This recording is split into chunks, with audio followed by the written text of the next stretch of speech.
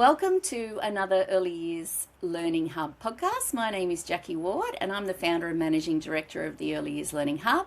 This episode is one of our practice sharing series where I invite teachers, educators and leaders to share their practice and tell us some of the practices that work for them. Today I'm joined by Susan Franco, director and approved provider of Explore and Develop Lilyfield, and we will be talking about slow pedagogy. I'm very excited for this chat, Susan.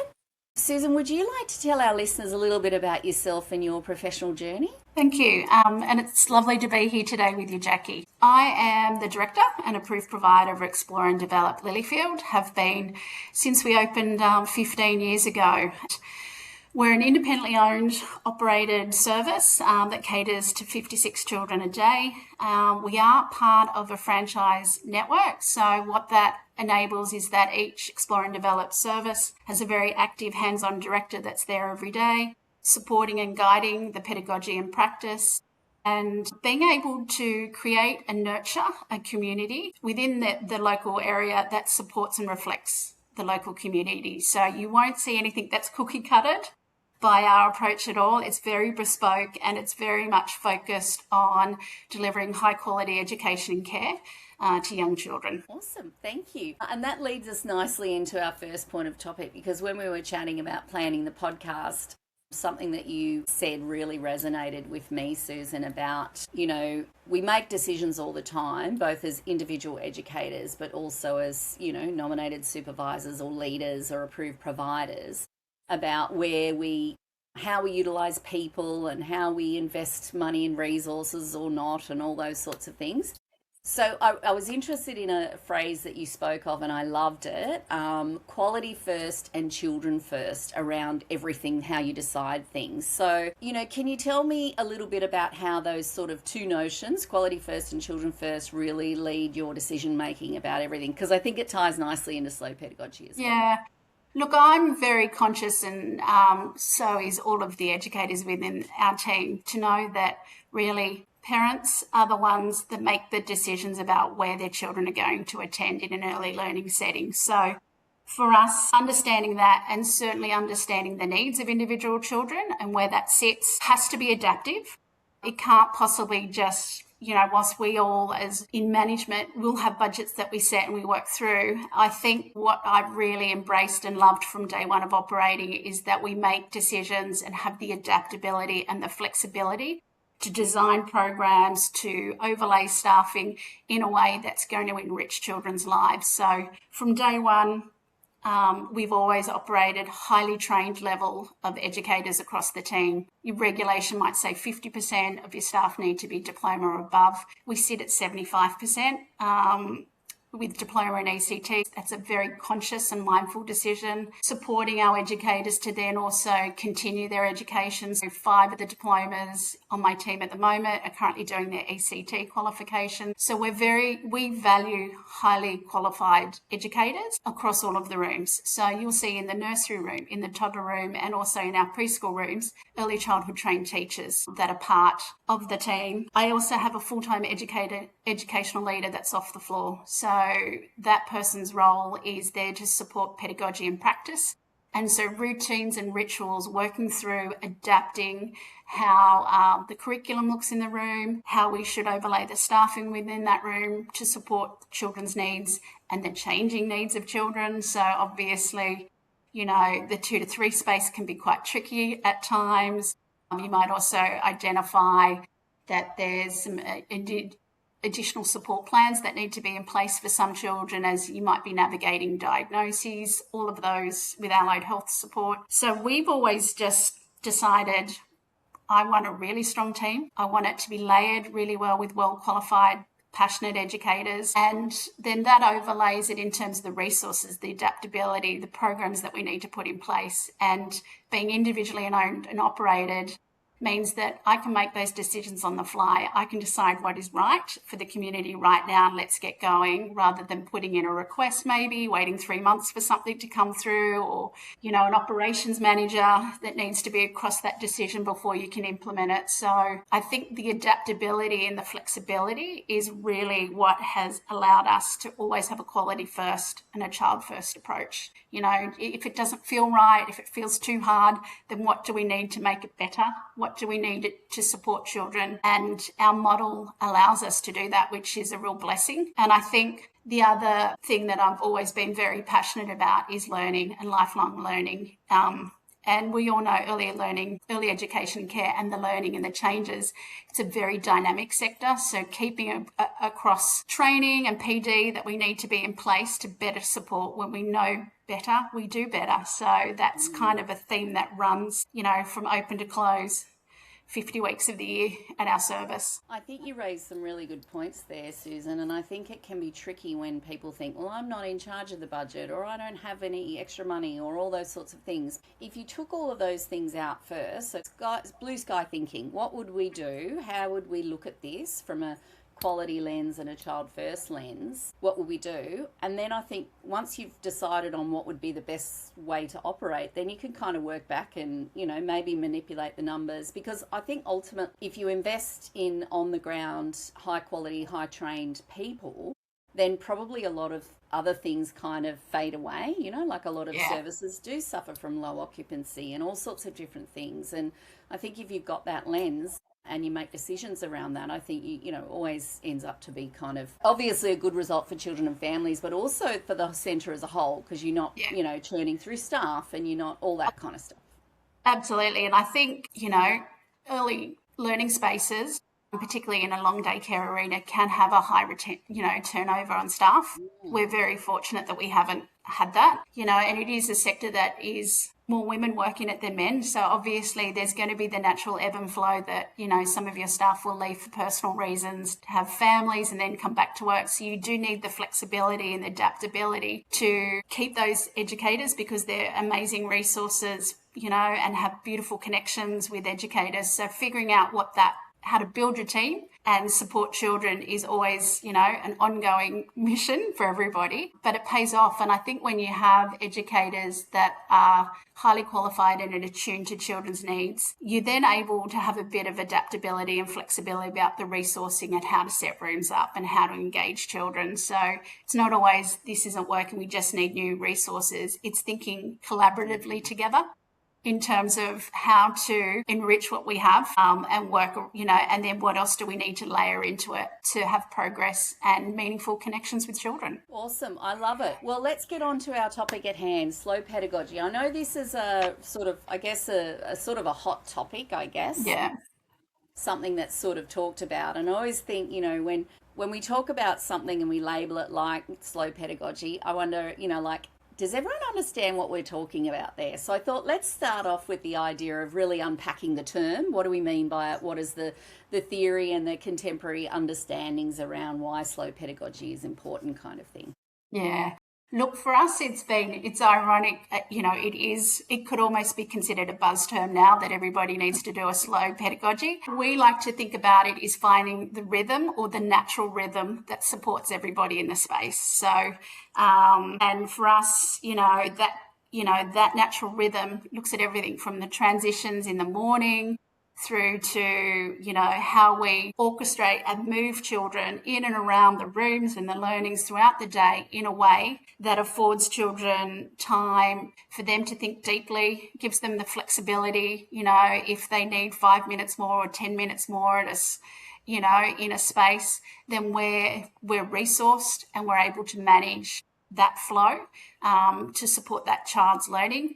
And it can go way beyond. I think for us, it is about giving children the opportunity to slow things down in a way that they feel comfortable. And we've really embraced that notion and seen, by affording a really slower rhythm in the day, even though we do have mentally we know we've got a time clock going and we've got, meals need to be served in, a window of time. For us, it's about just allowing children to be able to make more independent choices and have better autonomy in their day. And from that, we've been able to see that they're able to be a lot more emotionally regulated throughout large parts of their day, which has been an amazing benefit to us. And I think affording children the time to repeat, the same rituals and the routines and, thinking really smartly about the resources that you're out to afford a slower rhythm in the day, and children can ebb in and out, has just worked really beautifully for us. And I think it's also managed the energy levels of everybody in the space, which is a really important thing.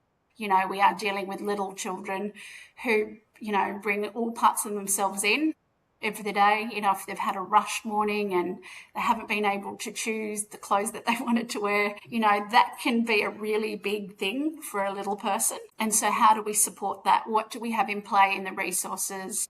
If we know children have tricky transitions, what do we have in place? And then we know that their routine, that child might be walking in the door in the next 10 minutes. How are we going to support them? Whilst understanding that, there might be 10 or 15 peers already in for the day and we've got them calmly sorted. We might be then deciding, okay, now it's time to go outside. Who would like to go outside and help set up the outdoor equipment, and giving children that choice in a way that doesn't overwhelm them. And so we've got lots of little rituals in our day that supports children through a slow pedagogy. So all the routines and rituals are just as important as the everyday learning that we may have planned spontaneously or intentionally with the curriculum that we have on hand. I couldn't agree more. And I remember going to a professional learning a million years ago, and it was, I can't remember what it was called, but it was something about, stop watching clocks or something. So, the notion of pedagogy, slow pedagogy back then, but not called the fancy term. Yeah. But the idea that, you're watching children's ebbs and flows to see when there's a need, and introducing things like progressive meal times and free flow indoor and outdoor, all of these things that kind of allow children, as you said, you're flowing with their rhythms rather than saying, everyone, morning tea time, everyone, pack away, everyone, which is the bits that cause a lot of stress causes stress for me, let alone the little people, that's the kind of, that rigidly sticking to the time clock. And I know in my pedagogy, like I poured over our routine, because we try and do a different routine in each term because we're at preschool and we only see the children, for 1 year. And I poured over it the other day because I really wanted to minimise the amount of times children were asked to pack away and whatever, so we could flow a little bit better, but also to really sort of, I guess, prioritise and treasure that time of uninterrupted play as well, which is tricky, and it involves thinking outside of the box, isn't it? What are some of the tips and things that you would say that you kind of prioritise? They could see it was visibly there. There was an educator in the space. We had invited and said it's available. Just really being attuned to children and letting them know that they have that choice when they can come and sit down and enjoy that mealtime. It then becomes a really social. Meal times at our service are really social times. And for a lot of the children, they probably don't have that many people sitting at their table at home for mealtime. So it's really lovely to sit and watch them engage and connect with their peers. And we had a couple of new families this morning, so the younger children were, supporting the newer children to help them with the routine, even though there was an educator nearby, just to, to let people find their own rhythm. I mean, I'm a morning person, but I know not everybody is a morning person. And so just being attuned to that and understanding that, we can how we ramp up for our day is really personal. Same as how we ramp down through the day, working through what those rhythms can be. And I think for us, that window of mealtime, the meal manager does an amazing job. 56 children a day. It's 5 meals served. It's back and forth. There's a constant supply of food, but it's not dictated that, right, we've got to get it, we've got 10 more minutes, last call. There's never a last call anymore. There are just little subtleties just to think about how we would like to be approached on a meal as adults is often the exact same way as younger children would like to be. You can just make it a lot more leisurely. Just being attuned to children allows you to find their rhythm, and then you actually have a much more deeper and meaningful connection with the children because you've got them in a space where they want to be. I couldn't agree more. And I don't know what it is, but I know in my own practice, the bigger the group, the more the adults seem to withdraw.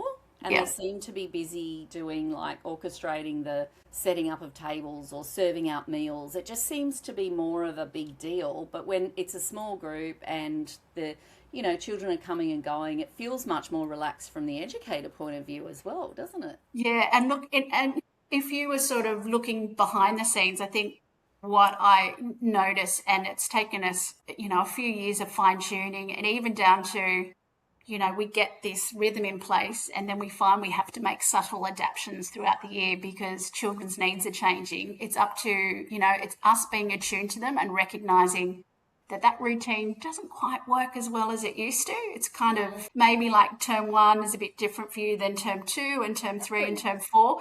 Just knowing, rather than this is the way we do things, it's being recognizing where the children are in that space, that their independent skills might have developed and they want to have more autonomy and they want to be more involved. And it's really watching that and supporting that and scaffolding it throughout the play and throughout the day, which can be tricky at times. But I think what's allowed us to do that, and it's a very conscious decision, is having extra staff on hand so that you have that extra layer of help that you can see and anticipate and support children in a space rather than being just on ratio all the time, which we know is really hard.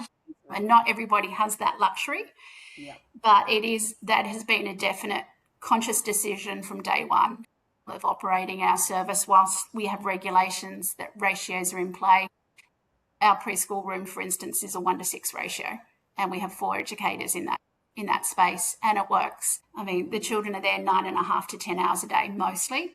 So you need those layers in that day to support children. Well, and I think it's really being mindful. Like I said, I poured over that routine or timetable.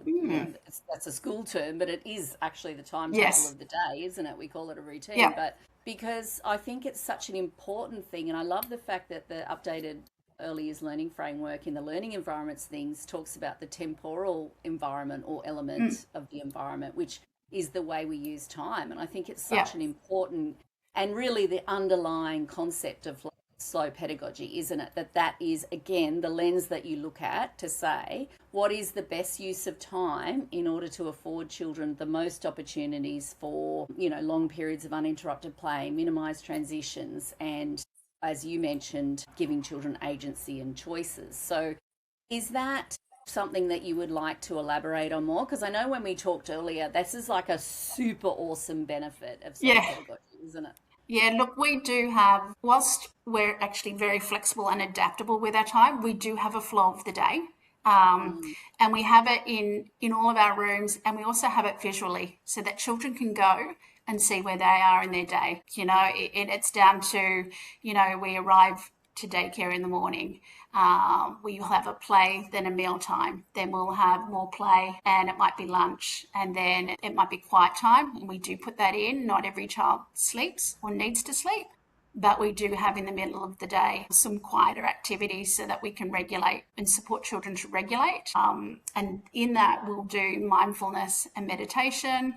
Even down to our babies, we do some candle gazing. So there are some ways that we are very deliberate in slowing down our rhythm and focusing on what that needs to support the children. What's really interesting with the flow of the day and the visual guide, it's even in the babies, is that children will go and see where they're at. They'll wake up, maybe from nap time, and they'll know that there might be a meal coming, in a little bit, and they know exactly.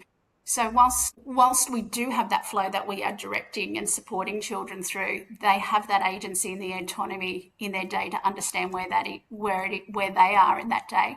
And they also have the ability to let us know that they may need, that meal time brought forward a bit. I can't wait. And you just go, okay, let's go and get the trolley now, and we'll start setting up. So I think it's basically, for us, it's creating a rhythm that is really responsive. And I think that's the key thing for us in terms of slow pedagogy, is that we are responding to the needs of the children and the children in those spaces each day, and having that flexibility in terms of being able to dial things up quicker or slower to support everybody in that space. I don't know about you, but a 10-hour day is a very long day for an adult. So, and children don't necessarily have that concept of time. So, so for them, that middle of the day can feel like home time's still a long, long, long time away. So it's helping children understand that they actually have some control in their day as well. As much as we've got this big grand picture and grand needs of all the things that we need to do, the days are busy, but they don't have to be rushed. I couldn't agree more. And I think, as you just mentioned there, that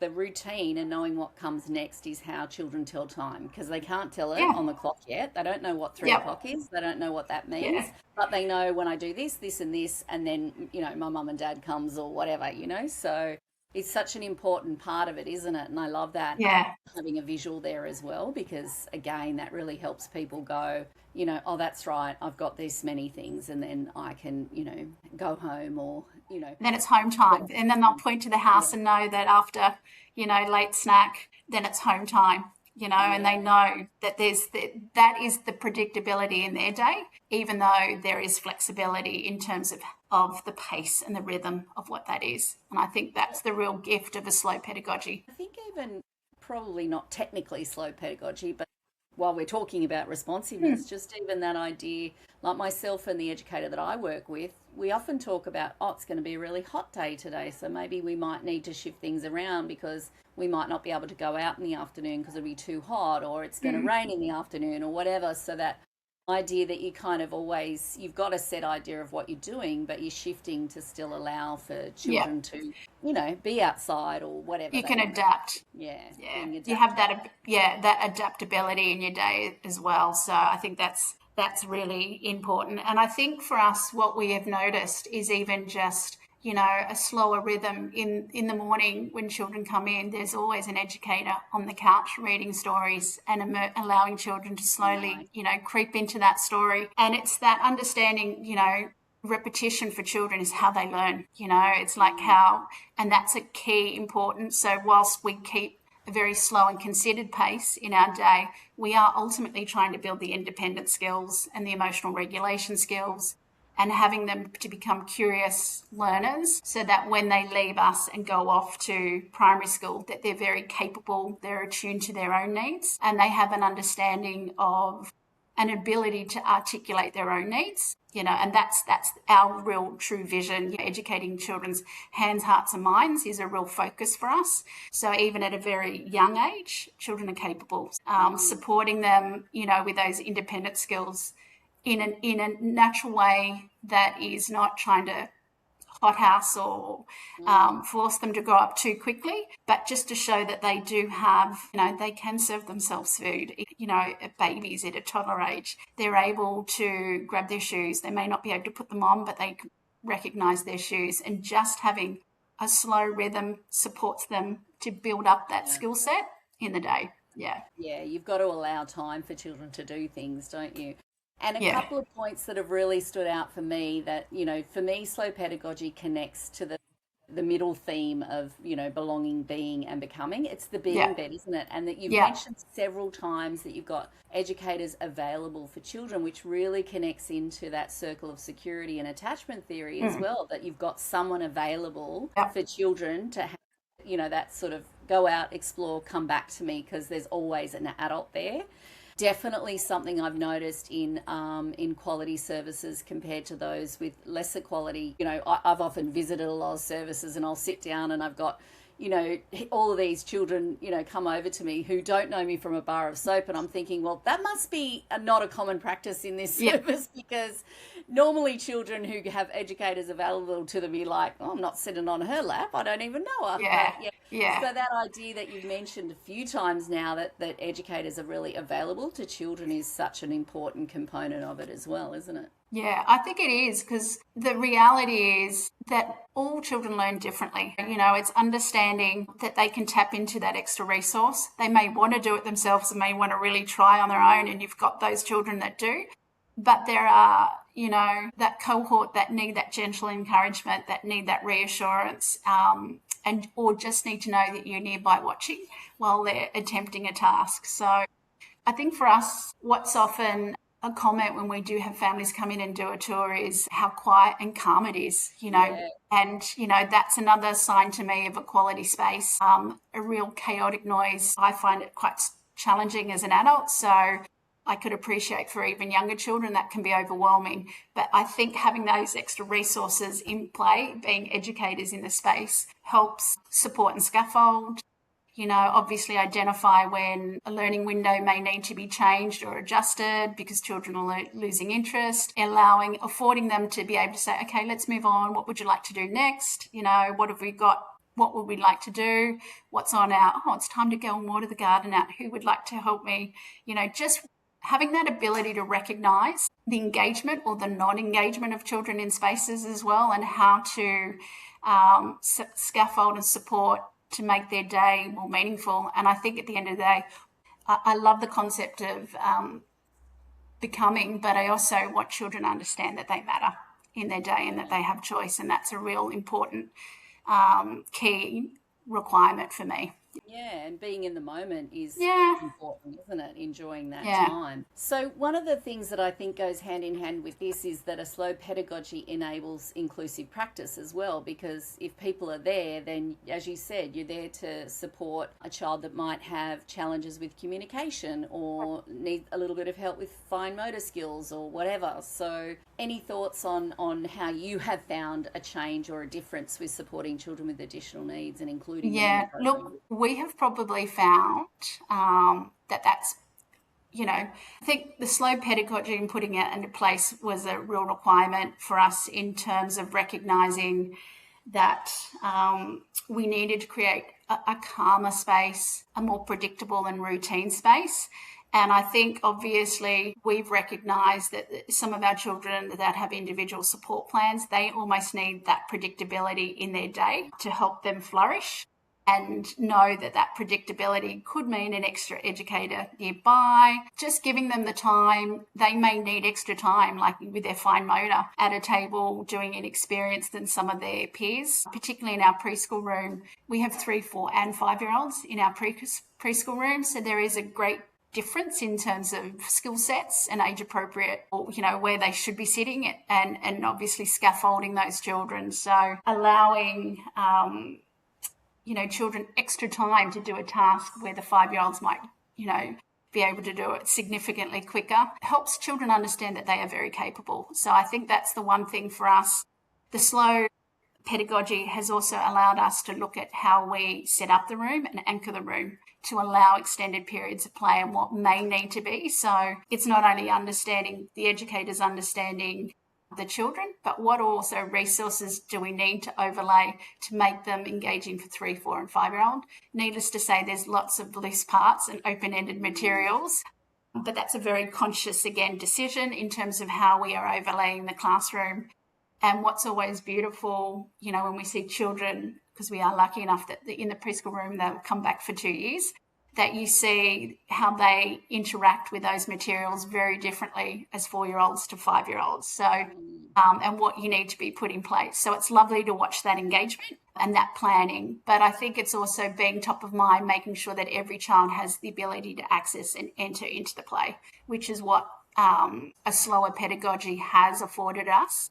In terms of inclusion, how do we support, the different needs of children? And some of them can be very challenging at times. And some of them are just, they emerge and we recognise there's a problem or a challenge. How are we going to better support that child? And how do we, because we're not fixed on a time length, even with investigations, it allows us to go slowly and go intentionally and be very deliberate and collaborate as educators in the space. So I think that's what it's afforded us, time to be able to work through if there's hard parts of the day that need to be ironed out a little bit, giving us the permission and the flexibility to do that to better support children. Actually, you raise a really good point that isn't on our plan, but I think that one of the keys to slow pedagogy has to be a really highly functioning, coordinated, like good communicating, collaborating kind of team ethos too, doesn't it?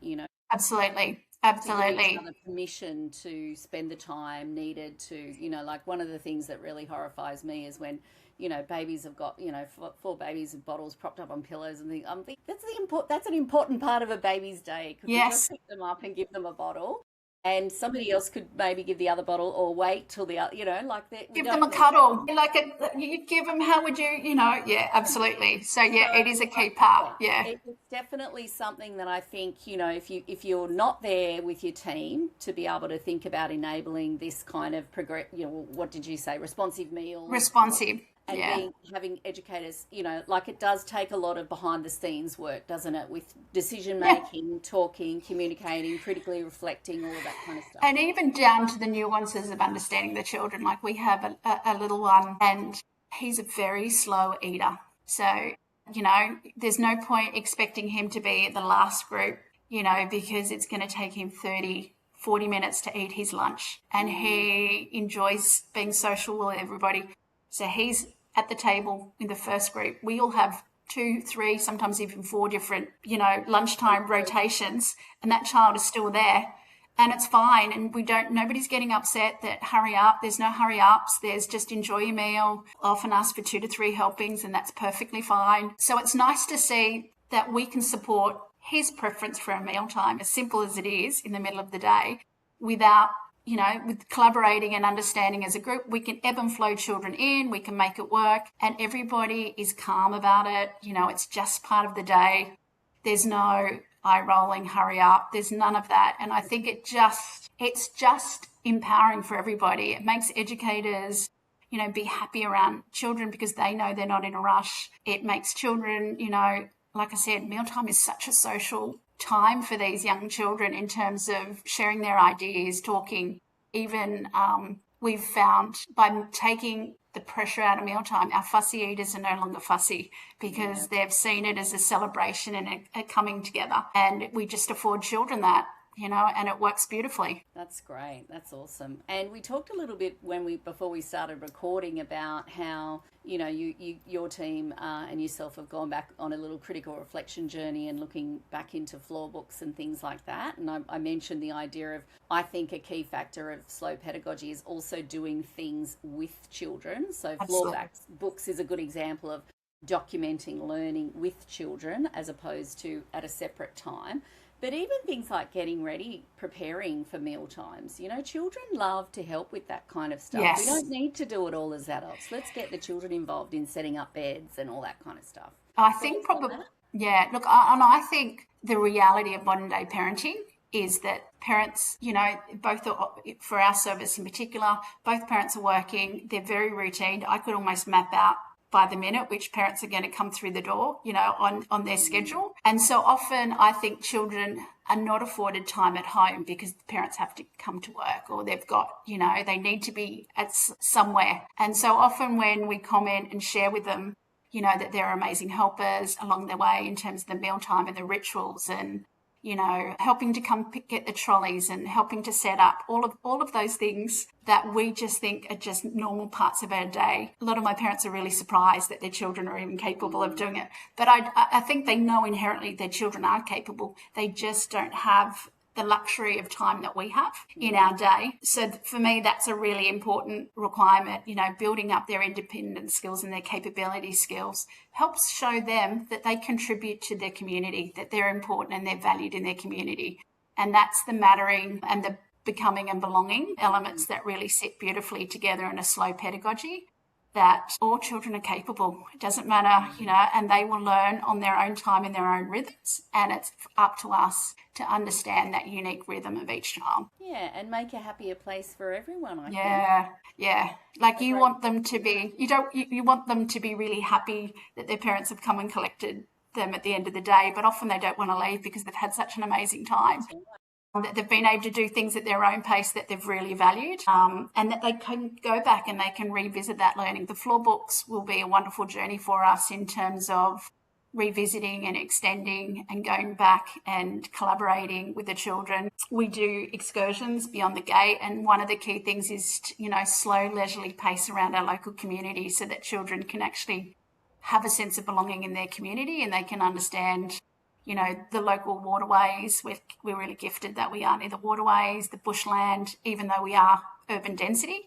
There's lots of beautiful little pockets in our neighbourhood that we like to take children on a beautiful meander, get their thinking, have them bring that back and contribute to the floor book and show us, their thinking and their understanding of their local area. I love that. A slow meandering. Because when you think of an excursion, you've got to be going somewhere, don't you? But the children often enjoy the journey more than the journey. Yeah. So, it does mean that, again, you've got to time it and afford yourself the time. And there is that little bit of organisation that needs to make sure we are getting out the door at an appropriate time. But there's no rush to be back. Mealtime can be pushed back a little bit. We seem to make it work. But I think the reality is that if we rush children through all these experiences, they're not going to take them in. And I think that's the key part to a slow pedagogy. It's okay to revisit children's brains and the synapses of their brains. We know 95% of brain development is by the age of 5. But if we just rush through things and don't allow children to revisit, synapses and that brain development is not going to, we want to fire up all of the brain. And it's through repetition that we get that. I absolutely love it, Susan. And I think that draws us to the end, unless you think there's anything else that you would like our listeners to know about your practice. Look, I think just give it a go and look at one part of the day that's probably really hard and unpack it would be my advice. And it's once we got a few wins on the board, it was amazing. The ed leader working through what does a responsive routine look like in all of the rooms. Then they started critically reflecting about their whole day in other areas, and it's just become a part of our ethos, even down to making sure it serves the educators just as much as the children, obviously, because, for it to work, they've got to be completely on board with it. But I think that understanding that they work together as a team, and a strong team means that there is that ability to adjust the flow of the day in accordance with children's needs, and even in accordance with educators in terms of their own well-being. If today feels like a hard day for you, it's okay to slow it down. It's affording everybody permission to enjoy their day. Love it. And what a great note to finish on. Thanks so much, Susan. We really enjoyed having you on, and I'm sure this will be a very popular episode, and maybe we'll have to chat again about some more things that you talked about. That would be lovely. Thank you so much, Jackie. Awesome. Thank you. So this has been an episode of the Early Years Learning Hub podcast. You can find us on Spotify, Apple Podcasts, and you can also now subscribe to get some additional features that are available to subscribers only. Don't forget to follow us and rate us as well. Thanks, everyone. Bye. Bye.